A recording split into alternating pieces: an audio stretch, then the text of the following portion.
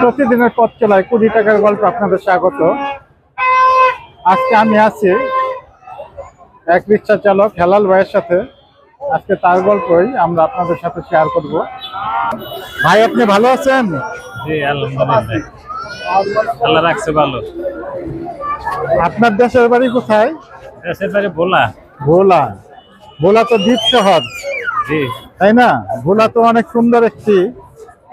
ভোলা বিখ্যাত কি? ভোলার বিখ্যাত মনে হয় দধি। আচ্ছা, ভোলার কি ইলিশ মাছ পাওয়া যায়? হ্যাঁ, পাওয়া যায়। ইলিশ মাছ পাওয়া যায় না? আচ্ছা, আপনি কি বিয়ে করেছেন? জি, আচ্ছা, ছেলে মেয়ে হয়েছে? হ্যাঁ, একটা ছেলে। এক ছেলে। বয়স কত? 10 বছর। স্কুলে যায়? হ্যাঁ, আচ্ছা, খুবই ভালো কথা। হেলাল বা তার ছেলেকে স্কুলে দিয়েছে। কোন ক্লাসে পড়ে? 5-এ। ক্লাস 5-এ। খুবই ভালো। এমনিতে আপনি ঢাকা কত বছর ধরে রিক্সা চালান? আমি রিক্সা চালাই 4-5 বছর ধরে। 4-5 বছর ধরে। রিক্সা কি আপনার? না, ভাড়ায়। আপনার তাহলে রিক্সার জমা কত দিতে হয় প্রতিদিন? 400 টাকা। 120? 400। 400? ও, আপনার তো ইঞ্জিন রিক্সা, মোটর দিয়ে, তাই তো? আচ্ছা। এমনিতে 400 টাকা জমা দেওয়ার পরে যা থাকে তাতে কি আপনার ভালোভাবে চলে? ভালোভাবে চলতেছে কোন রকম আরই।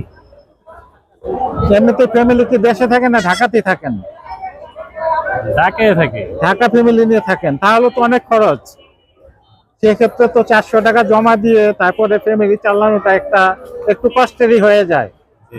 এমনিতে কি আপনার কখনো মনে হয়েছে যে আপনি এই পেশা না করে অন্য কোনো পেশায় গেলে আপনার ভালো হতো? এই পেশা তো অনেক পরিশ্রম, রিক্সা চালানো। যদিও এখন ইঞ্জিন হওয়াতে মানে পরিশ্রম কম, তারপরেও যদি আপনি মনে হয়নি কখনো যে আমি যদি ব্যবসা করতাম বা অন্য কিছু? টাকা লাগে না? টাকা লাগে। সম্ভব না। আর টাকা থাকলে আপনি কি ধরনের ব্যবসা করতে চাইতেন? এই একটা চার দোকান দিতে পারলে। আচ্ছা, আমরা কথা বলছি হেলাল ভাইয়ের সাথে। সে ঢাকাতে রিক্সা চালায়। তাহলে তার কথায় মনে হলো যে তার খুব একটা আক্ষেপ নেই, হয়তো সে ভালোই আছে রিক্সা চালিয়ে। আরো কথা হবে হেলাল ভাইয়ের সাথে, আপনারা থাকুন।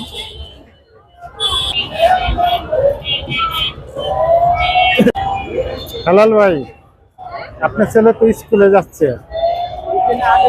প্রত্যেক বাবা মারই তো তার সন্তানকে নিয়ে একটা স্বপ্ন থাকে যে তার সন্তান বড় হবে, কেমন মানুষ হবে, কি করবে। এরকম কোন স্বপ্ন কি আপনাদের আছে যে আমার ছেলে বড় হয়ে মানে চাকরি করবে বা ব্যবসা করবে, এরকম কোনো কিছু? বড় হইয়া পড়ালেখা করে তো চাকরি করবো, আর কি করবো এছাড়া? হ্যাঁ, সেটাই তো, যে মানে আপনাদের স্বপ্ন কি ছেলেকে নিয়ে, আপনার সন্তানকে নিয়ে? স্বপ্ন কিছু কি আছে আর? পড়ালেখা করে চাকরি বাকরি করবো, কইরা টইরা এইভাবে চললে ফিরে খায়া যাইতে পারে। আচ্ছা, পড়াশোনা করে চাকরি করবে, এটাই হেলাল ভাইয়ের ইচ্ছে। এক সন্তান মানুষের মতো মানুষ হোক, আমরা এই প্রার্থনাই করি হেলাল ভাইয়ের সন্তানের জন্য, যে সে যেন একজন গুণী মানুষ হয়। হেলাল ভাইকে অনেক ধন্যবাদ। এতক্ষণ আমরা হেলাল ভাইয়ের গল্প শুনলাম। সে রিক্সা চালায়, তার একটাই ছেলে, তার বাড়ি ভোলা, আপনারা শুনছেন। এবং সে ঢাকাতেই থাকে তার ছেলেকে নিয়ে। তার ছেলে পড়াশোনা করে, তার ইচ্ছা তার ছেলে বড় হয়ে চাকরি বাকরি করবে। আমরা এই দোয়া প্রার্থনা করি তার মনের আশা যেন পূর্ণ হয়, তার ছেলে যেন ভালো মানুষ হয় এবং ভালো চাকরি করে বাবা মাকে সুখে রাখতে পারে। এবং সেই সাথে হেলাল ভাইয়েরও একটা স্বপ্ন ছিল যে যদি টাকা পয়সা হয় তাহলে সে একটা চায়ের দোকান দেবে। আমরা হেলাল ভাইয়ের জন্য দোয়া প্রার্থনা করব যে তার সেই হেলাল স্বপ্নটাও যেন পূরণ করতে পারে সে। সবাই এমনিতে তো সে পরিশ্রমিক, সে নিজে পরিশ্রম করে রুজি আয় করে এবং সে নিজের চেষ্টায় যেন জীবনে সফল হয় এবং তার স্বপ্নটা সে পূরণ করতে পারে। হেলাল ভাইয়ের জন্য আমাদের অনেক শুভকামনা রইল। সবাইকে ধন্যবাদ, সবাই পাশে থাকবেন। হেলাল ভাইকে অনেক ধন্যবাদ তার হেলাল ভাইয়ের এই গল্প আমাদের সাথে শেয়ার করার জন্য। আপনাদের যদি আমাদের এই শ্রমিক ভাইদের গল্প শুনতে ভালো লাগে তাহলে আমার এই চ্যানেলকে সাবস্ক্রাইব করবেন এবং আমাকে উৎসাহ অনুপ্রেরণা দেবেন যাতে আমি আপনাদের জন্য এরকম খেটে খাওয়া মানুষদের গল্প আপনাদের সামনে উঠাতে পারি এবং আপনারা শুনে আর তো কিছু করতে পারবো না, একটু যেন তাদের জন্য আমরা দোয়া প্রার্থনা করতে পারি।